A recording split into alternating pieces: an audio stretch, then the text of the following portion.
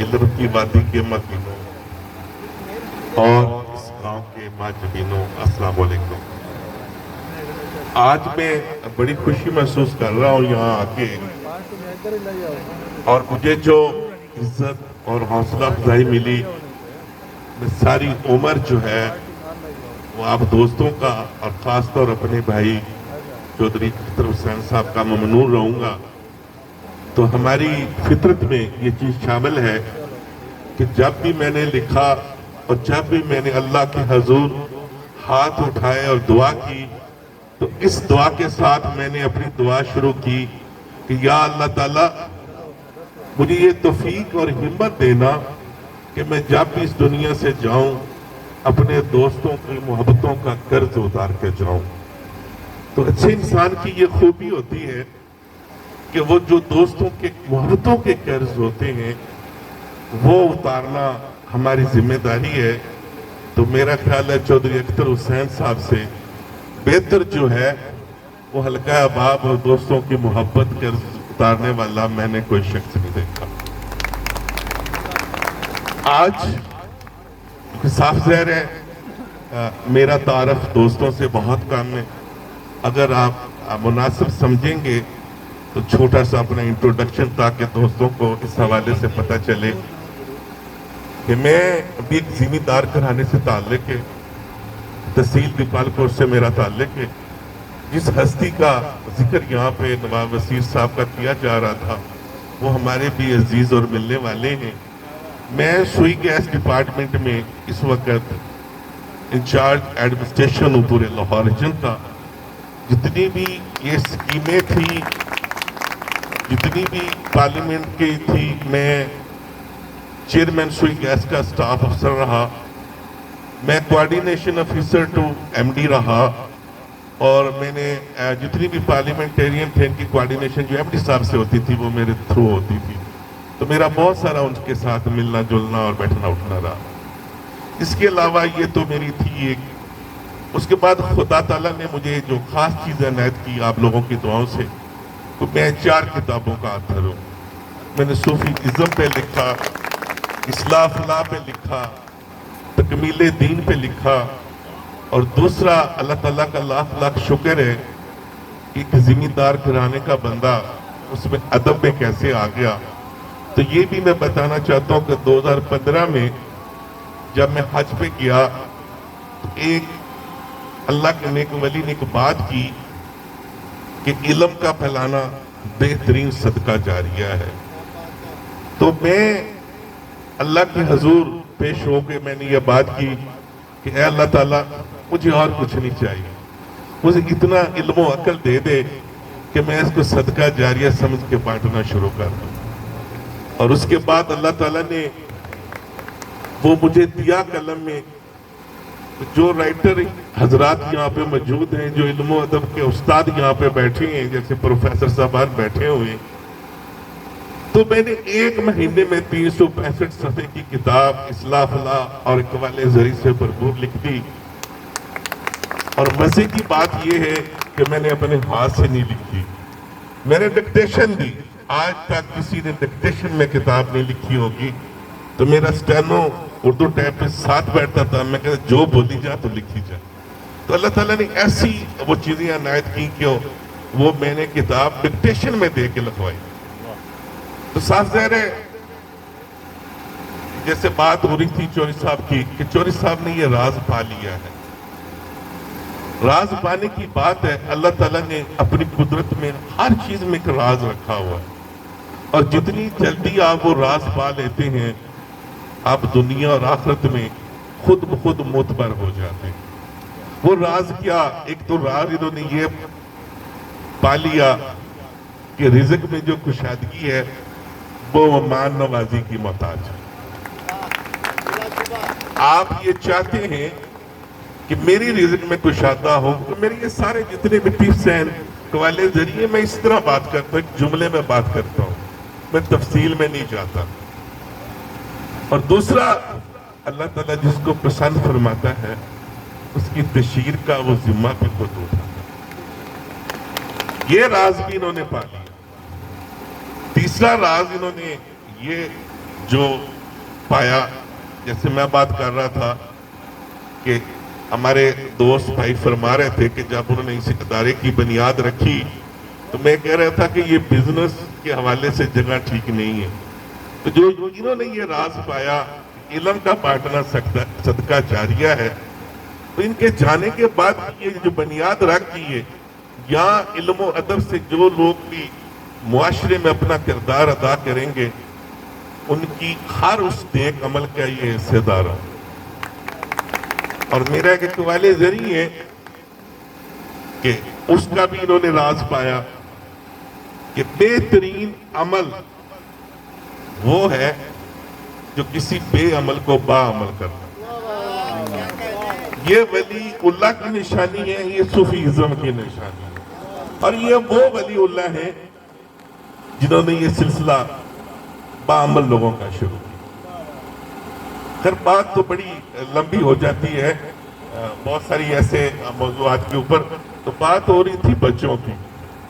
تو یہ بچے جو ہیں یہ ہماری قوم کا سرمایہ ہے. بچہ کوئی بھی ہو، بچہ بچہ ہوتا ہے اور بڑے بڑے ہوتے ہیں. جب سے یہ تفریق ہمارے گاؤں میں ہمارے شہروں میں یہ آ گئی کہ یہ میرا بچہ ہے، اس وقت نفرت اور کدورت نے جنم لے لیا. جب یہ بزرگ بات یہ سمجھتے تھے کہ یہ سارے گاؤں کے بچے ہمارے بچے ہیں، اس وقت جو تربیت تھی وہ بہت تھی.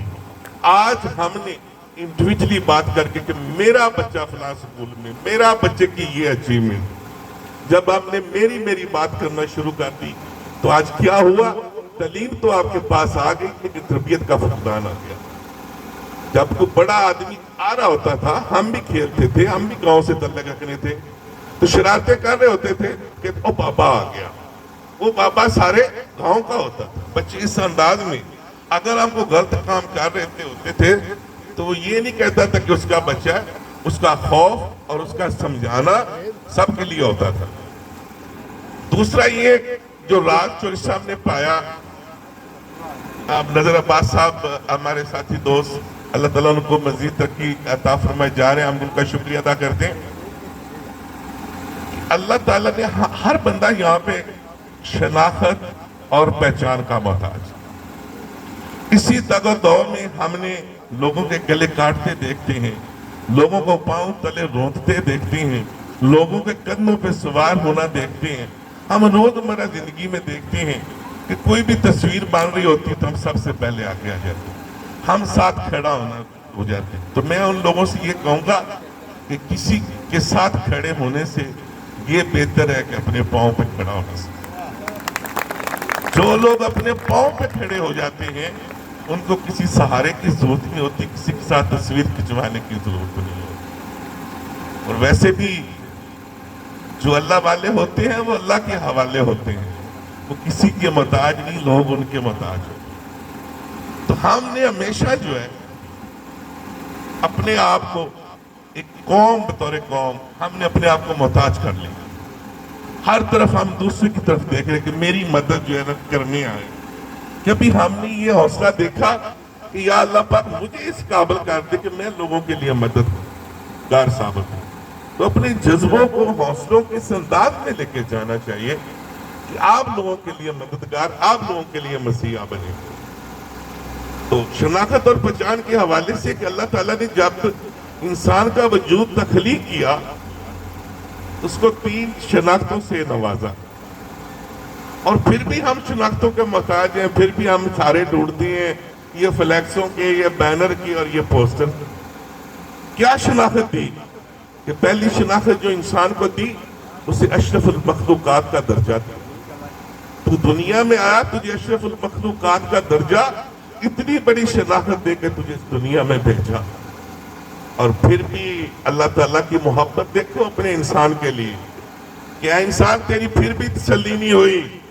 جا تجھے میں نے ایک اور شناخت دے دی، جا تجھے میں نے اپنی رحمت اور انعام خداوندی سے نواز دیا، تجھے نیب کا درجہ دے.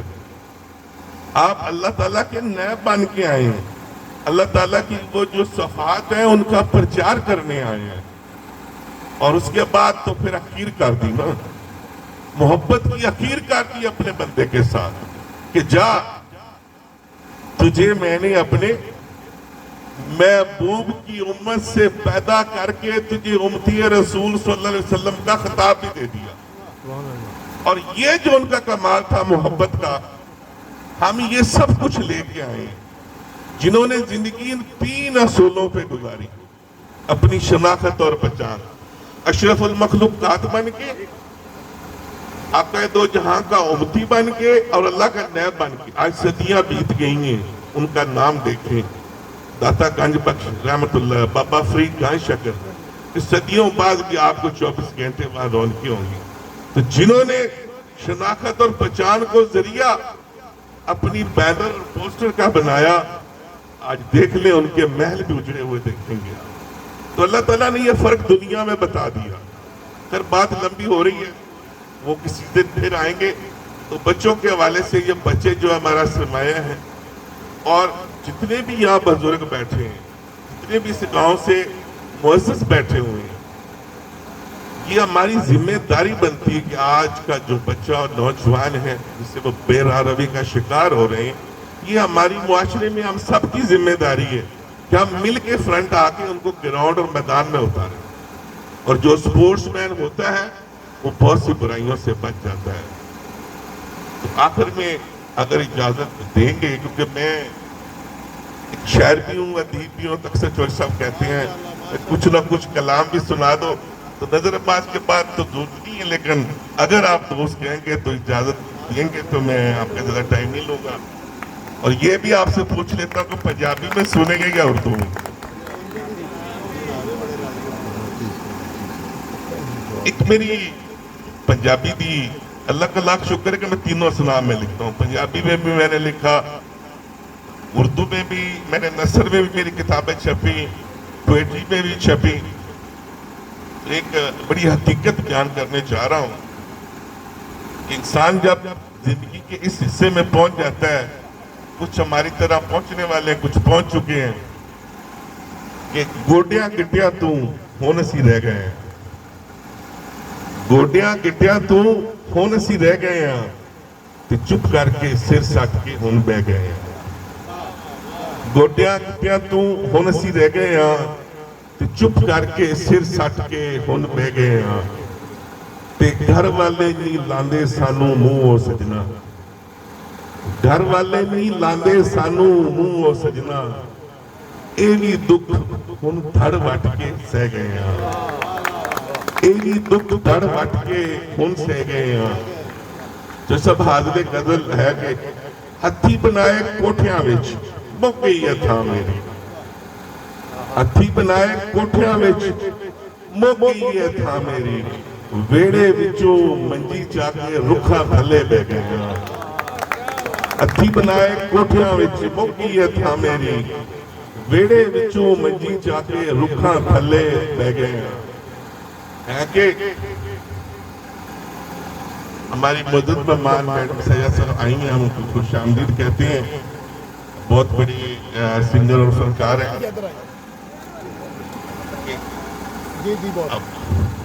ہتھی بنائے کوٹھیاں وچ مک گئی ہے تھا میری، ویڑے وچوں منجی چا کے رکھ تھلے بہ گئے ہیں. تے کیتا ہے ساڈا حال، کیتا ہے کچھ حال ساڈا اے ظالم دنیا داری نے، کیتا ہے کچھ حال ساڈا اے ظالم دنیا داری نے، ککھاں وانگوں اسی ہن پانی دے وچ بہ گئے ہاں.